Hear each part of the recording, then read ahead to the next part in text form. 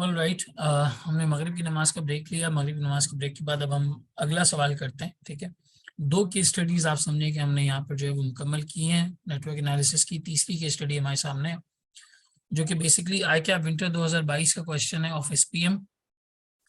ICAP को बहुत ज़्यादा शायद चार्टर्ड अकाउंटेंट्स को ये नेटवर्क एनालिसिस सिखाना है, तभी 2 अटेम्प्ट से जो है पूछ रहा है। बहरहाल हम विंटर 2022 के अटेम्प्ट को पढ़ते हैं, समझते हैं, फिर मैं आपको इंशाल्लाह सॉल्व करने का टाइम दूंगा। हम इसको यहाँ पे सॉल्व करेंगे। सर कहते हैं presented in the table below is a standard plan of Alamgir builders for the construction of 100 square yard single storey office space. Single storey office space को बनाने में ये सारे स्टेप्स लगते हैं। ठीक है, digging, making concrete foundation, building rough wall और ये सो ऑन सो फोर्थ। ए से लेके एल तक हमारे टास्क आ रहे हैं। The table also states the number of people required for each activity, assuming each person does equal amount of work. Does equal amount of work for the respective activity. ठीक है sir, ये duration दिया हुआ है weeks में, कौन सी preceding activities के लिए जरूरी ये बताया हुआ, और लोग कितने रिक्वायर्ड है ये बताया हुआ। लोग यहाँ पे कितने रिक्वायर्ड है ये बताया हुआ कुल मिला के। ठीक है ना, 5 लोग रिक्वायर्ड हैं और 2 हफ्ते का काम है, तो आप अगर इक्वली ये सब काम कर रहे हैं, जैसे इन्होंने कहा भाई इक्वल काम कर रहे हैं, इक्वल अमाउंट ऑफ वर्क, तो मैं सिंपल 5 को मल्टीप्लाई बाय 2 करूं अगर, तो मेरे पास टोटल 10 हफ्तों का काम आ जाता है। या तो 2 लोग 5 हफ्ते में कर लें या एक बंदा 10 हफ्ते में कर ले, एक ही बात है, क्योंकि दोनों इक्वल काम कर रहे हैं। सही है, तो ये ऐसे है जैसे 10 हफ्तों का काम। सही है, तो इसी तरीके से सो ऑन सो फोर्थ सारे मेरे पास इस तरह से टास्क आ रहे हैं। कहते हैं AB is considering a proposal to add one or more resource person in one of the activities to reduce the overall time. ये क्या करना चाह रहे हैं, ये ओवरऑल टाइम को रिड्यूस करना चाह रहे हैं। Advise the activity in which the additional resource person should be hired for a maximum impact on reducing the timeline.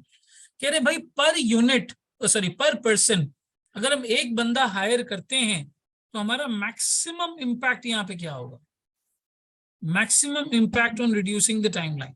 Support your answer with using reasons using network analysis. ठीक है, network analysis हम critical path analysis को भी जो है network analysis कहते हैं basically. तो यहाँ पे हमें CPA एनालिसिस से पहले तो ये डिटरमिन करना होगा कि भाई हमारा क्रिटिकल पाथ है क्या, क्योंकि अगर मैं क्रिटिकल पाथ में एडिशनल रिसोर्स डाल दूं, अगर मैं क्रिटिकल पाथ में एडिशनल रिसोर्स डाल दूं तो मेरा यहाँ पे जो ओवरऑल टाइम है वो रिड्यूस हो जाएगा, जो ओवरऑल टाइम है वो मेरा रिड्यूस हो जाएगा। तो पहले मुझे पता तो चले मेरा क्रिटिकल पाथ है क्या, क्रिटिकल पाथ पता चलेगा फिर मैं उसको रिड्यूस कर पाऊंगा ना।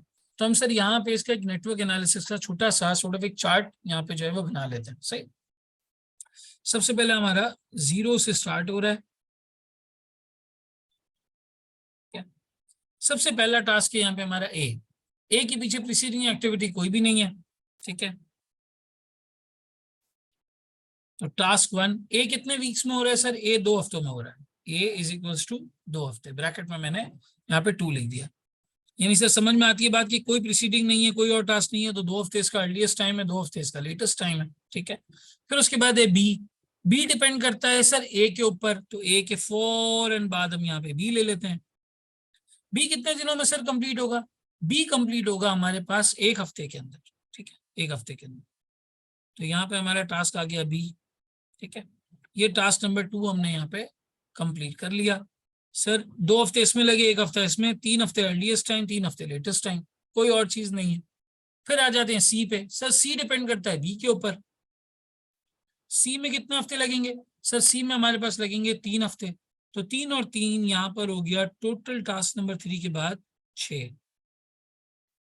हफ्ते लेटेस्ट टाइम, 6 हफ्ते अर्लीस्ट टाइम। ठीक है, फिर है सर डी किस पे डिपेंड करता है, सी पे करता है। ई किस पे डिपेंड करता है, सी पे करता है। एफ किस पे डिपेंड करता है, सी पे करता है। तो यहां से 3 शाखें निकल जाएंगी। सर ये हमारे पास एक टास्क की है which is basically our task number 4। ठीक है, फिर हमारे पास है टास्क नंबर 5, ठीक हो गया जी, और फिर हमारे पास है टास्क नंबर 6, ये भी आ गया। तो सर यहाँ पे डी में कितने हफ्ते लगेंगे, 2 हफ्ते लगेंगे।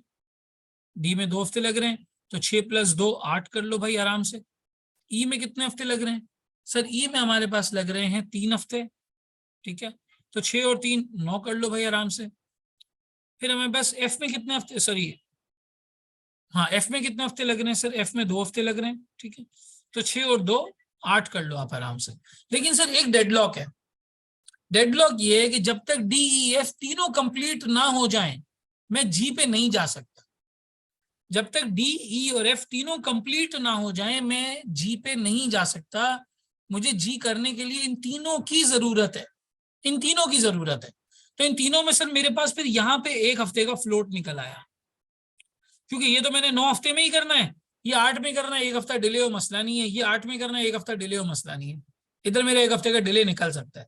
ये मेरा क्रिटिकल पाथ है, ठीक है ना, 4, 5, 6। अब हम यहाँ पे आ जाते हैं एक्टिविटी नंबर 7 के ऊपर। सर एक्टिविटी 7 की बात करते हैं तो वो कौन सी है, वो एक्टिविटी है सर जी। जी में कितने हफ्ते लगेंगे, 1 हफ्ता लगेगा। तो सिंपल 9 + 1, 9 आप चलता चला आ रहा था 10, ठीक है, सिंपल हम यहाँ पे 10 कर सकते हैं, कोई मसले वाली बात ही नहीं। सर कहां तक हम पहुंच गए, हम जी तक पहुंच गए, ठीक है। अब एच करना है, जी एच पी जी पे डिपेंडेंट है और आई भी जी पे डिपेंडेंट है टास्क, तो यहां से फिर 2 शाखें निकल आएंगी, ठीक है। जी के बाद अगर हम देखते हैं तो एच हमें 3 हफ्ते में मिलेगा और आई हमें 2 हफ्ते में। एच इज 3 हफ्ते एंड आई इज 2 हफ्ते। आई हमारा यहाँ पे 2 हफ्ते में होगा, ठीक है। तो आप यहाँ पे कर लो 8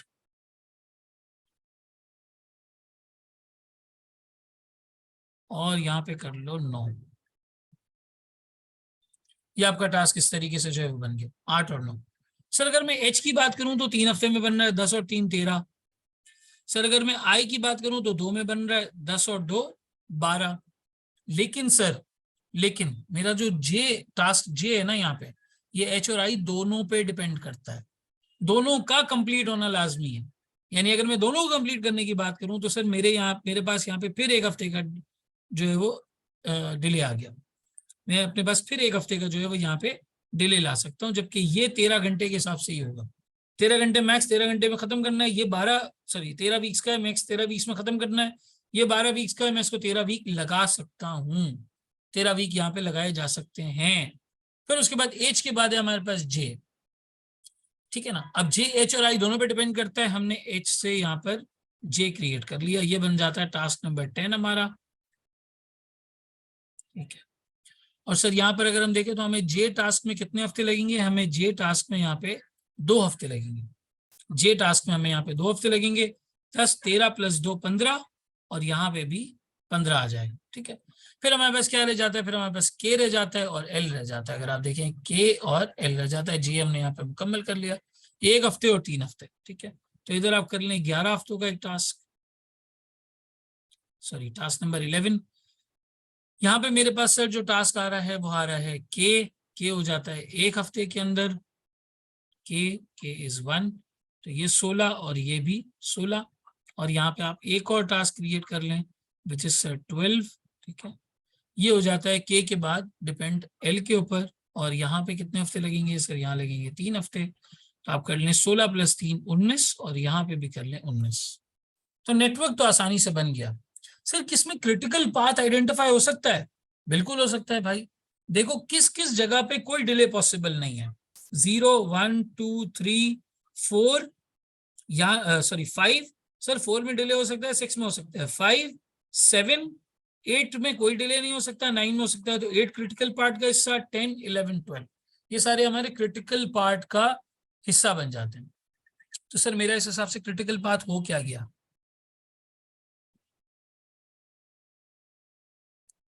सर अगर मैं क्रिटिकल पाथ की बात करता हूं तो मेरा क्रिटिकल पाथ हो गया A B C and then sir C के बाद इन तीनों में ई, क्योंकि सर ई में किसी किस्म का मेरे पास फ्लोट अवेलेबल नहीं है, ई में किसी किस्म का मेरे पास फ्लोट अवेलेबल नहीं है। फिर जी और एच, एच में भी देखो कोई फ्लोट मेरे पास अवेलेबल नहीं है। फिर जे के और एल, जे के और एल, ठीक है, जे के और एल, ये हो गया हमारे पास। अब सर सवाल ये पैदा होता है कि मैं कौन से रिसोर्स में या कौन से टास्क में एक रिसोर्स ऐड करूं और उस रिसोर्स को ऐड करके अपना टाइम रिड्यूस करने की यहाँ पे जो है वो कोशिश करूं। और ये मुझसे कह रहा है, थोड़ा सा मुश्किल सवाल है ये, इसकी तबीयत स्टूडेंट्स की थोड़ी खराब हो गई थी इसको देख के। कहते हैं मैक्सिमम बताओ, मैक्सिमम इंपैक्ट बताओ टाइमलाइन का, कहाँ पे रिड्यूस करने पे आएगा, किधर आएगा। तो हम सबको बारी बारी यहाँ पे इवेल्युएट करते हैं टास्क। मैंने क्या किया, मैंने क्रिटिकल पाथ के सारे टास्क यहाँ लिख दिए, A B C E G H J K और L, इन सबको यहाँ पे मैंने प्लेस कर दिया। और इनके सर आप वीक्स भी प्लेस कर दें। सर अगर मैं वीक्स प्लेस करने जाता हूं तो ए के मेरे पास वीक्स कितने हैं? सर ए के मेरे पास 2 वीक्स हैं। बी की अगर मैं बात करूं तो 1 वीक है। सी की अगर मैं बात करूं तो 3 वीक्स हैं। ई की अगर मैं बात करूं तो मेरे पास ई में अगेन 3 वीक्स यहाँ पे जो है वो मौजूद है। जी की अगर हम बात करें 1 वीक, फिर एच को देखें तो 3 वीक्स, जे को देखें तो 2, के को देखें तो 1 और यहाँ पे देखें तो 3। ठीक है ना, सबसे ज्यादा हमारे वीक्स जो है वो यहाँ पर लग रहे हैं ओवरऑल पर्सपेक्टिव में। ठीक है, पर्सन्स कितने लग रहे हैं? सर अगर मैं पीपल की बात करूं तो पीपल भी यहाँ पे प्लेस किए जा सकते हैं।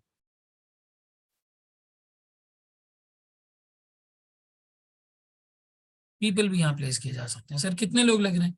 सर अगर ए की बात करें तो 5 लोग हैं, बी की बात करें तो 5, सी की बात करें तो 7, 5 5 7। फिर अगर ई को देखें तो यहाँ पे सर 3 लोग हमें चाहिए। फिर अगर हम एफ की बात करें तो 3 लोग, नहीं एफ नहीं है, सॉरी जी है। सर जी की बात करें तो यहाँ पे हमें 3 लोग चाहिए। ठीक है, एच की बात करें अगर तो एच में हमें 4 लोग चाहिए। जे की अगर मैं बात करूं तो जे में सर मुझे 2 लोग चाहिए। एट द सेम टाइम के की बात करूं तो के में मुझे 3 लोग चाहिए। और एल की अगर मैं बात करूं तो यहाँ पे मेरे पास 4 लोग होने चाहिए। तो मैं क्या सर टोटल वर्क निकाल सकता हूं? बिल्कुल सर, आप टोटल वर्क निकाल सकते हैं। वो कैसे निकाल सकता हूं? देखो टोटल वर्क इस तरह से निकल सकता है कि तुम वीक्स को मल्टीप्लाई कर दो पीपल से, तुम्हारा टोटल कितने हफ्तों का काम है तुम्हें यहाँ पता चल जाएगा। टोटल कितने हफ्तों का काम है तुम्हें यहाँ पता चल जाएगा। Sir 2 into 5 10, 1 into 5 5, 3 into 7 21, 3 into 3 9, 1 is to 3 3, 3 into 4 12, 2 into 2 4, 1 into 3 3, 3 into 4 12। Sir total मेरा इतने हफ्तों का काम है जो मुझे लोगों से करवाना है। ये मेरे वो हफ्ते हैं जो मुझे लोगों से यहाँ पे सारा काम करवाना है। सही ना, टोटल मेरे यहाँ पे जो है वो हफ्ते हैं। सही। अब अगर मैं एक रिसोर्स ऐड करता हूं, अगर मैं एक रिसोर्स ऐड करता हूं और एक रिसोर्स ऐड करने पे मेरे पीपल कितने हो जाते हैं? Revise people. अगर सर आप एक रिसोर्स ऐड करते हैं यहां पर तो अब आपके लोग कितने हो जाते हैं? अगर इधर ऐड करते हैं तो 6 लोग हो जाएंगे, इधर ऐड करते हैं तो 6, यहां पर हो जाएंगे 8, यहां हो जाएंगे 4 4 5 3 4 और 5। ये आपके टोटल रिवाइज पीपल होंगे अगर आप एक रिसोर्स और ऐड करें। तो सर क्या अब मैं पर पर्सन एवरेज निकाल सकता हूं? अब मैं एवरेज निकाल सकता हूं, बिल्कुल निकाल सकते हैं। इसका फॉर्मूला क्या है? इसका फॉर्मूला मैं यहाँ पे मेंशन कर दूं कहीं पर। सर हम इसका एवरेज किस तरीके से कंप्यूट कर रहे हैं? ये क्यों नहीं काम कर रहा है? एक मिनट। सर मैं एवरेज इस तरीके से निकाल रहा हूं कि मेरा टोटल वर्क यहाँ पे कितना रिक्वायर्ड था, divided by revise people. Total work मेरा कितना था डिवाइड बाय रिवाइज पीपल। ठीक है ना। अब आप 10 को डिवाइड करें अगर 6 से तो आपके पास कितना बन जाता है पर पर्सन? सर 10 को अगर मैं डिवाइड करूं 6 से तो पर पर्सन बन जाता है 1.67। ये एवरेज एक बंदा काम कर रहा है। सही ना, ये एवरेज 1.67 वीक्स एक बंदा काम कर रहा है। पहले एक बंदा एवरेज 2 हफ्ते काम कर रहा था, 2 हफ्ते काम कर रहा था। तो यहाँ पे मेरी सेविंग आ जाएगी इन वीक्स, मेरी सेविंग आ जाएगी इन वीक्स। ये कैसे निकाला सर? देखो 2 हफ्ते एक बंदा काम कर रहा है, अब एक बंदा कितना काम कर रहा है? 1.67 काम कर रहा है, 1.67 काम कर रहा है। तो सर मैं 2 माइनस 1.67 अगर करता हूं तो मेरी यहाँ पे 0.33 की सेविंग आ रही है। मेरी यहाँ पे 0.33 की सेविंग आ रही है इन टोटल, 0.33 की सेविंग आ रही है। अब अगर मैं दूसरा वाला एंगल देखूं इधर, सर अब यहाँ पे मेरा टोटल काम 5 हफ्तों का डिवाइड बाय 6, तो यहाँ पे सर हो जाएगा 0.83।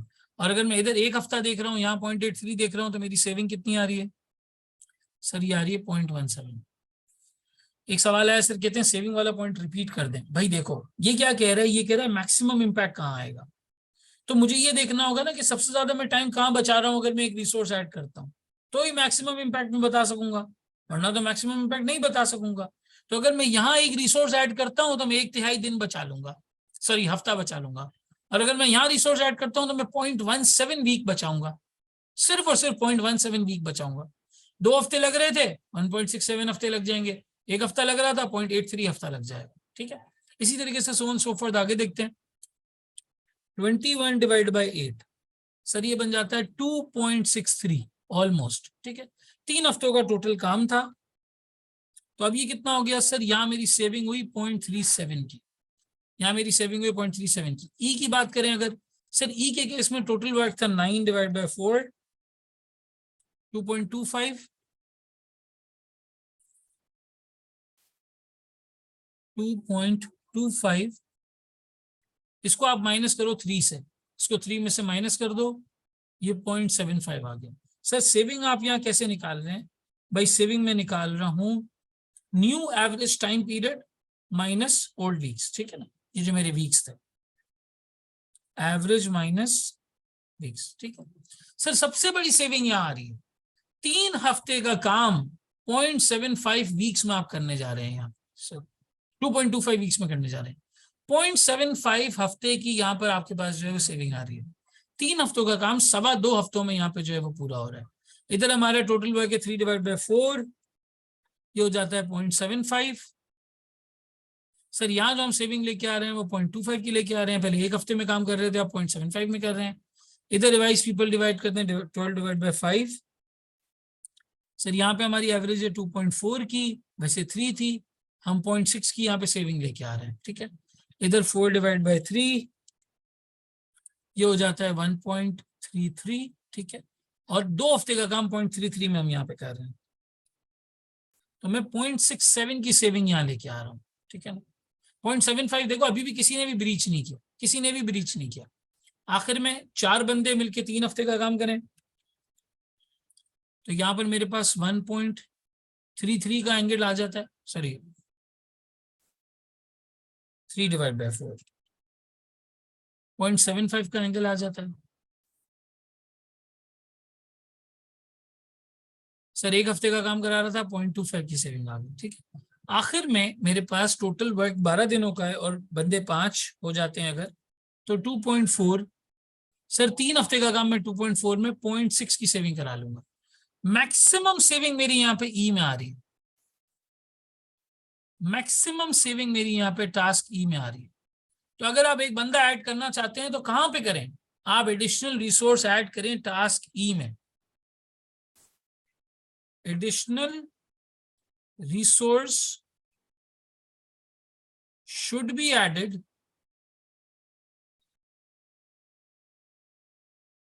in the task E। Task E के अंदर आपको इस बंदे को ऐड करना चाहिए, because that is providing maximum saving, maximum saving of time. आपका सबसे ज्यादा टाइम यहाँ पे जो है वो बच रहा है 0.75 वीक्स।